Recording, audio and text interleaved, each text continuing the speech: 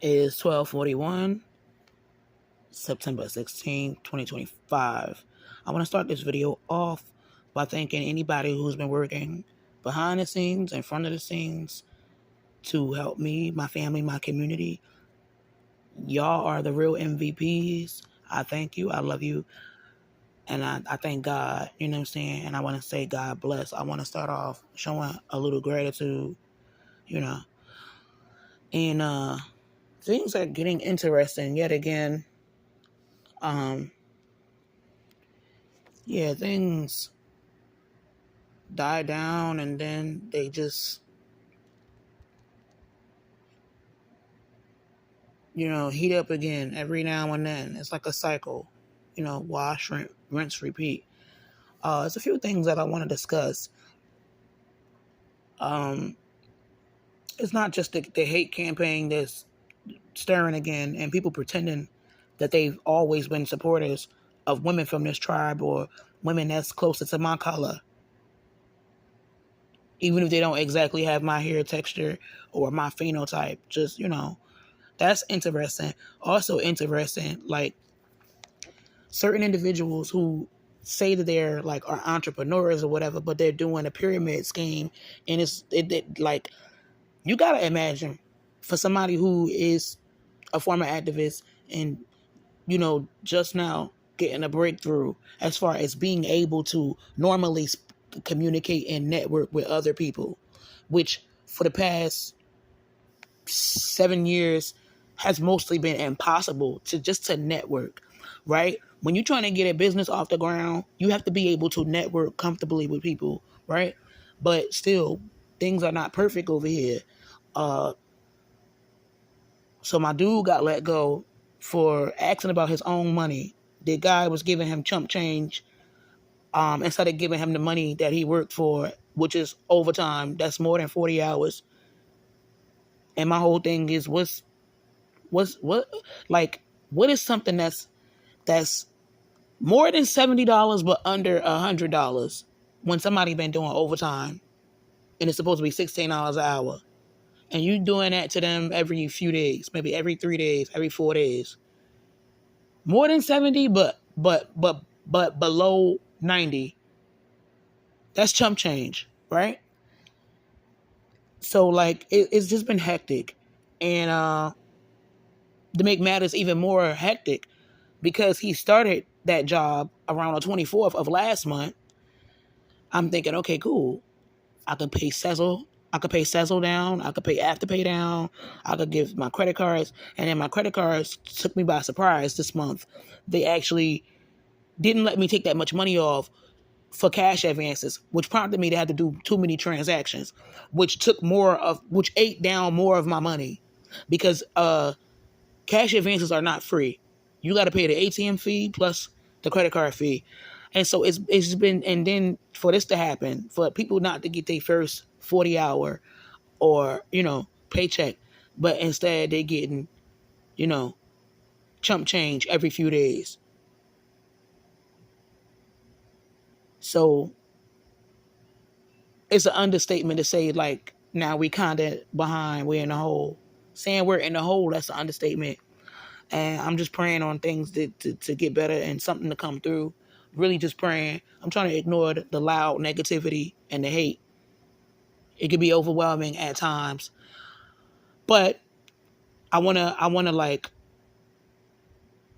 hop into the other subject, and it's kind of related to finances. So many of these entrepreneurs are doing these seminars low cost or free, and most of the ones that you got to pay for aren't really low cost when you take into consideration everything that I just explained. So as far as having like a couple $100 saved up, we don't got that over here. Definitely don't got no 500 or no 1,200 or no 1,500. And so many of these people that saying entrepreneur and we can help you get these inquiries taken off your credit report, because that's not good for your credit.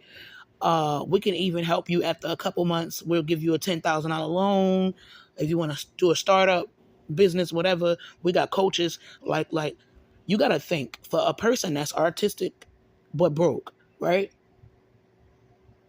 I don't understand why. Like, it seemed like none of them got something where, okay, you broke, but you talented. You know how to cook soul food. You know how to cook the standard American takeout food, right? Well, listen, I own a ghost kitchen. How about you come make some desserts or make some custom Louis Vuitton cakes in my ghost kitchen, right? Let's just say you make a Louis Vuitton cake and you sell that cake for like $600, right? I'll give you all the surprise you need, right? How about you give me half on your first couple orders? Now I can help you get the clientele. Or let's say you sell that cake for 700. I'll take 275 off that 700. And then when you get a nice cash flow going, I won't charge you. You could rent the ghost kitchen since you don't have no startup money to get started with. Or better yet, you enjoy decorating for event spaces, birthday parties, baby showers. You even paint and sketch to a certain extent, and you like to put the decorations up, the balloons or whatever. We might have clientele that got a lot of money, but they don't feel like finding the venues and decorating. But this is the color scheme that they got. Or they got a son, and they son really like Baby Shark. Do you think you can make some decorations based on Baby Shark? Or they got a daughter that really likes Princess Tiana. Can you draw something up and paint something up for that and do it? And would you be willing to decorate the tables and set up the balloons or whatever? And they got like $800 to work with, and that's strictly for decorating the actual event space, right? Out of that 800, you give us 275 for the first couple, you know. Or better yet, you can do the cake for them. You make it like a Coco Chanel cake or whatever. Or you make a Louis Vuitton suitcase. That's the whole thing has to be edible. And you do the decorations. And all together, they willing to pay like 1,100, for example. You give us 250 out of that. You get to keep the rest. Like, honest to God, if I was like an entrepreneur and I'm working with certain different people on different income levels, I would do something like that. Like especially if I already got thousands of dollars, it's not a problem. Or I could already go and rent that event space. It's not a problem for me. But I got people that want to get on board. They don't mind paying. They don't mind being a part of the pyramid scheme. They just don't have the liquid. They don't have the liquidity. Excuse me. They don't have like money in a cut somewhere. They don't have money for a rainy day or anything like that. But they're artistic, and I see what they're capable of. I'm going to rent that venue and let them decorate. Or let's say you an artist and you know somebody that also know how to cook, and they cook certain things you don't know how to cook, or they might cook better than you. Okay, boom, we got an event space going. You enjoyed it doing event space, decorating, whatever, Louis Vuitton cakes, Coco Chanel cakes, whatever. This is something that you enjoy. So how about this? I'll get you an event space. Since I'm already rich, I'm already balling, money ain't a problem, and I'm trying to get people more on board with you. I'll get the event space with the kitchen, and you could bring your two loved ones along, and y'all go in there. Y'all got a couple days in advance to do what you got to do. You make the cake, you do the decorations, you decorate the tables, whatever. We'll provide a DJ, not a problem. We'll help you get on board like that. So you don't got to pay no upfront fees. You don't got to pay no exorbitant, outstanding fees up front. We'll help you we'll help you. We'll set you up with clientele. We'll show you the thing. You're an artist. You know, you got a little bit of culinary skills as far as baking is concerned. You know how to paint a little bit, and you're really, really good at sketching and drawing. You even know how to do a little bit of sculpturing. And a lot of people will pay big money for like a birthday party and a baby shower that they don't have to decorate. They don't have to decorate. They don't have to worry about the cake. They don't have to worry about if the food gonna be hitting, because everybody in the neighborhood know that you throw down and you don't play around when it come to like cooking in the kitchen. That's what I would do. I wouldn't tell people that's already, and some of my people in my free seminar or webinar might already be broke. I wouldn't tell you, you got to give me 300 to get started. You got to give me this to get started. You got to give me 1,200, 15. Like, I understand everybody got their business. But most of these opportunities, that's the reason why they don't really feel like real opportunities for people that's like in the gutter and got to work their way up. You got, like, you starting from the ground up and you don't really got money. Why not find a niche? Whether it's you help that person get set up with a ghost kitchen and you let them make their meals from the ghost kitchen, or you know about real restaurants that can use their expertise or whatever, or you get the event space and let them go in there and do their thing. I got so many party decorations just sitting here collecting dust. Not literally collecting dust, but I think people know what I'm saying. You know what I'm saying? I have some things in here that's very, very artistic, and I'm pretty sure other people would like it. And it's just collecting dust. It's better for people to, especially when it comes to like the whole subject of entrepreneur, where you could work when you feel like working. It's better to do that with something that you actually enjoy. That way it don't feel like a job. Like, oh boy, I gotta get up early in the morning. Da da da da da da da da. No, because painting big old posters, these are things you enjoy. Or doing catering, these are things you enjoy. There's people out there that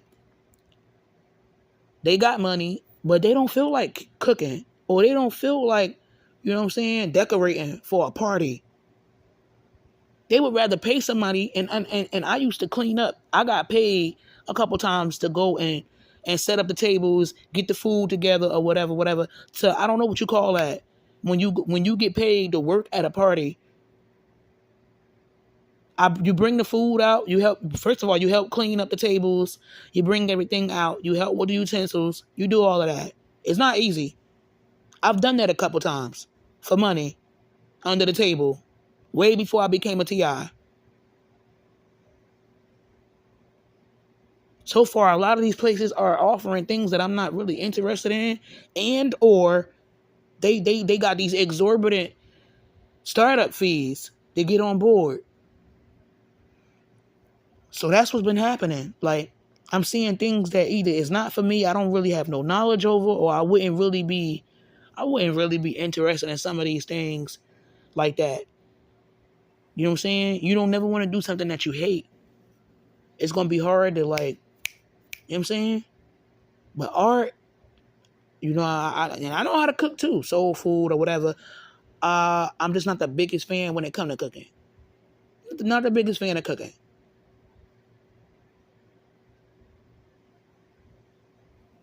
And I'm even thinking about going to TikTok. I've been holding off on it or whatever. It's been so much going on, like, to kill my creative vibe and basically dim my motivation. You need motivation as an artist. But sometimes when you're not feeling well or you're worried about things and you don't feel like people really gonna be beat for you like that, it can really put a hindrance on your motivation. Speaking of motivation, it's been hard to, like, keep going forward, because I understand some people don't want me. They never want me to move forward. Never. Because of certain things that I know about them that's incriminating. And they can't get over that. So they've been working overtime and, you know, behind the scenes to make sure I can't move forward socially, mentally, spiritually, emotionally, financially. And yes, they might, and at least the lady might not look like me, but they're, and the craziest thing about it is they're of African descent. I just think like how crazy it is when people, you know what I'm saying, is so privileged and got so much that they able to do this. They able to like wake up every day and just come up with new ways and new theory and ideas on how to keep going at the other people from their, you know. And it's like too bad they won't put this energy that they got for me and where it actually needs to be. Most of the time I try to ignore it, because when you feel like you have an opportunity to go through another door and start over, the last thing you want to do is focus on a whole bunch of things that's designed to like bring you down and keep you stuck and make you feel like you're trapped. That's the real challenge right now. Trying to stay positive and optimistic. But yeah, I just feel like, oh yeah, also something very strange happened that I was not expecting.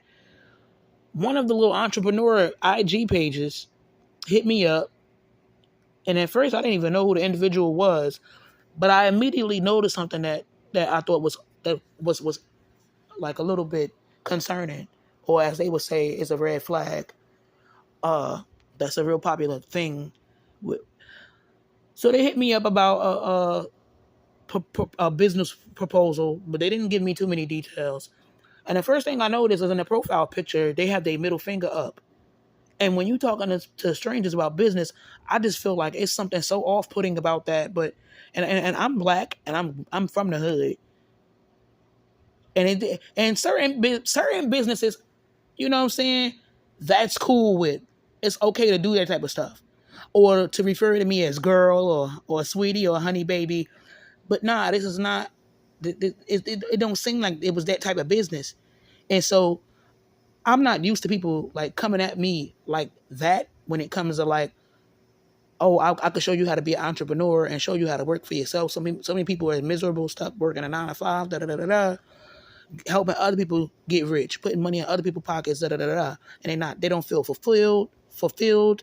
They don't feel happy, whatever, doing this 9 to 5. They're giving away so many of their years to a business, But it was like their communication style was just different. You know what I'm saying? It didn't give authentic, professional, you know, seriousness as far as business is concerned. I had to actually tell the individual, with all due respect, something along the line of, you know, I prefer that you call me by my legal name, Precious Powell, whether you call me Precious or Miss Powell. And I was thinking, because sweetie or girl is not on my birth certificate or my social security card. I didn't say it, but I was thinking that. And I said, so I asked about the profile picture, because it was almost unbelievable. Like, you would hit me up like that. And it's just, I'm not used to seeing that. And quite frankly, I don't think I want to get used to seeing that. Coach.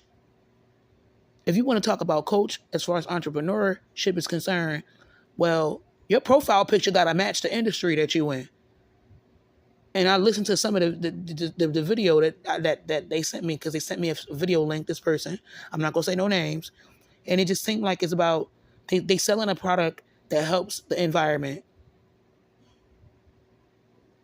It helps to clean and purify your household. That's all fine and dandy, but I'm not understanding how that type of slang, like girl and sweetie, and then having a profile picture, you know, where you're basically saying F you to strangers because you have your middle finger up in front of your face. I don't see how that goes with the business model that you have. Now, if you was doing tattoos and music, you know, like rock and roll music or hip hop, I could kind of understand. You know what I'm saying? It would be like peas and carrots as far as fitting in with the brand. But no, you're hitting me up about something that has nothing to do with that. And then you're not even talking to me the right way. For anyone listening, if you have any like business ideas or whatever, you could refer to me as Miss Powell. I don't do profanity, and I'm not really a big fan of slang. And it was almost like, mind boggling, because even me, to be black and be from the hood, you know what I'm saying? Like, so far that was the first thing that I saw that just was like, and then it made me wonder, like, okay, are you really one of the coaches, or do I have to contact another coach from this industry and verify if you're a real coach? And if so, why is it that you have that picture like that? Also, why are you referring to people as girl and sweetie? If you're a real coach, like, what type of business y'all got going on? And I mean no offense. There's a certain way you talk to people. And I'm American. I'm not from, I'm born and raised America, Newark, New Jersey. But even I know, when you talk about anything business related, is a certain tactfulness you have to have and respect. When you're directly communicating with a recruiter or a manager or a coach, tactfulness, respect the